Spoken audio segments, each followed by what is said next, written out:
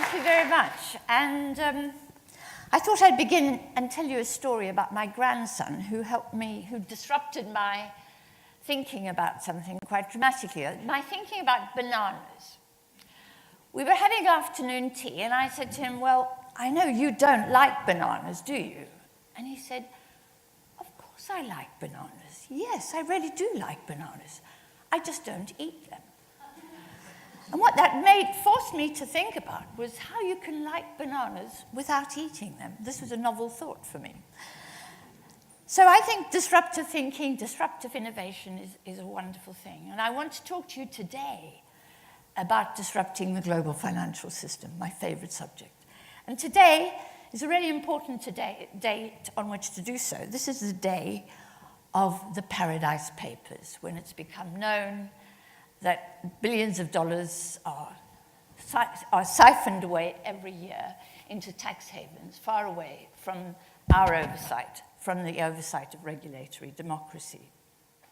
So I want to argue that if in the future we want to tackle inequality, if we want to make housing more affordable, if we want to tax the rich, if in the future we want a financial system that would enable us to finance the transformation of our economy away from fossil fuels, if we want in the future to avoid global financial crises, and if we want to deepen our democracy, then we must begin to think differently about the globalized financial system.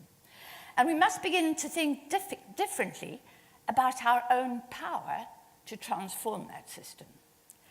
Above all, we must start to think about the fact that we must manage offshore capital and bring offshore capital back onshore.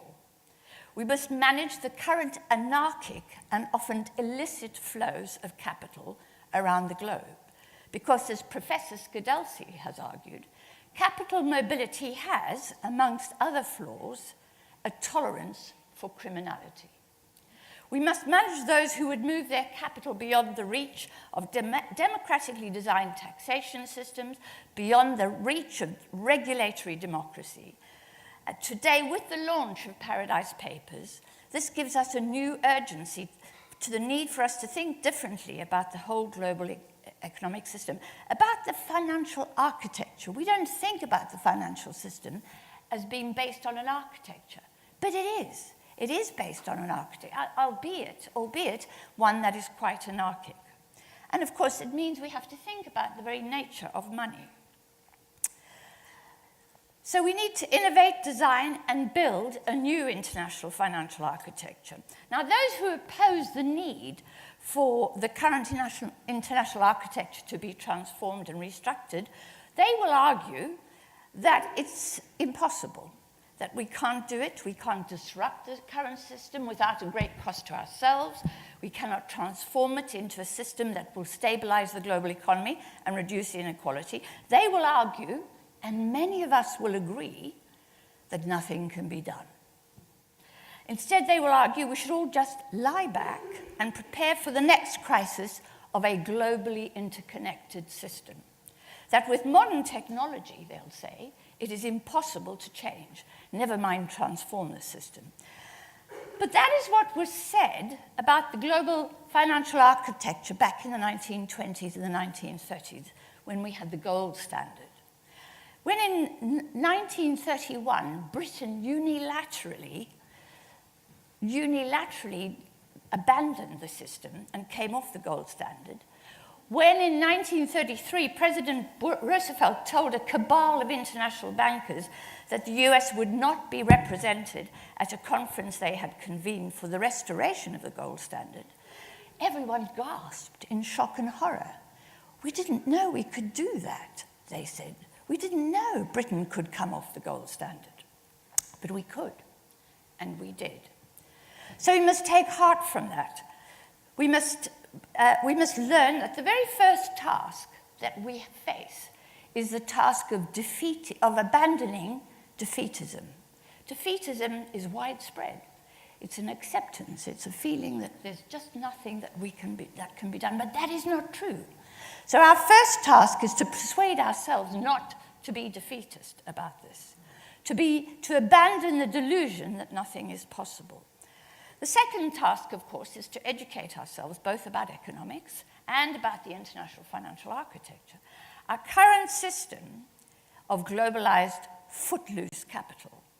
Now, this did not come about as a result of wide democratic decision-making and consultation. It was not built as a result of consensus between nations. It came about as a result of what Naomi Klein calls shock and awe.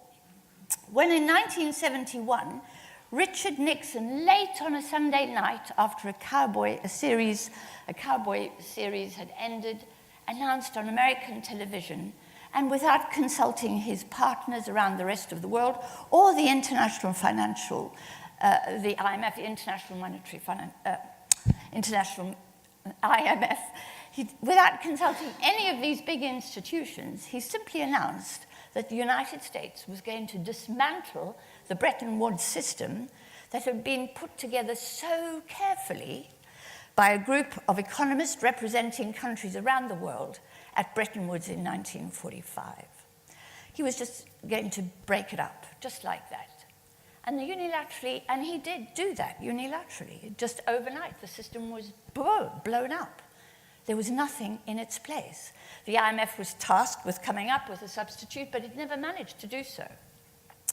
So instead, the bankers slowly and carefully, and in a patchwork way, started to build a new financial architecture, which, as we know, is pretty anarchic, which is not structured properly, which is not stable, and which is not safe. And they did it surreptitiously, behind our backs, behind the backs of our parliaments and democratic institutions, who were anyway asleep at the wheel. And since then, we have sort of gone along with it. After all, it's nice to be able to use a credit card anywhere in the world. It's nice to be able to enjoy holidays abroad, to buy second homes abroad, and so on. So we've bought into this system that benefits the rich so very much. So the truth of who gains from the system has today been laid bare before us, as it was with the Panama Papers. Tax evaders, fraudsters, corrupt politicians, and billionaires are the major beneficiaries of an international financial architecture not built by us, but built by financiers. So we pay the cost of their irresponsibility with periodic financial crises. And the crises that have occurred since 1971 have been regular. Before 1971, as Barry Eichengreen, the famous historian of the international financial system, has argued, there were virtually no crisis. It was defined as an era of very dull times. Right? Post-71, we've had a series of crises. So we who pay our taxes provide a framework for these financiers to operate within, really. So we have power. We have influence over the system. We provide, for example, the judicial system that they need to enforce contracts or to arrange expensive divorces.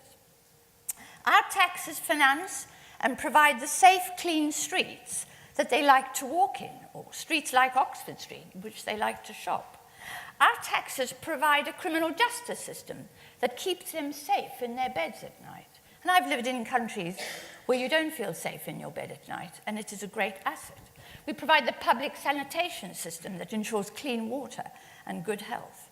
Our taxation system backs the central bank, for example, like the Bank of England, that provides cheap financing or liquidity to these global financial tax-evading institutions.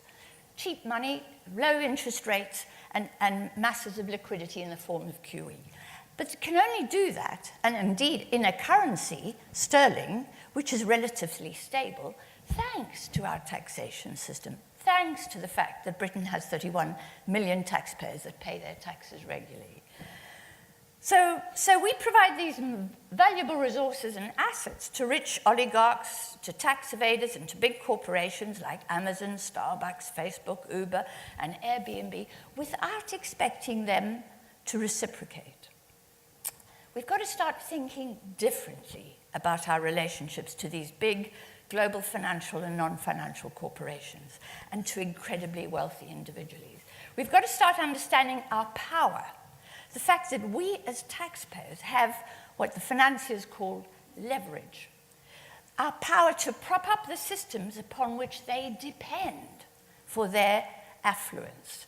The great public good, for example, that is our monetary system, and that is our system of public sanitation and so on.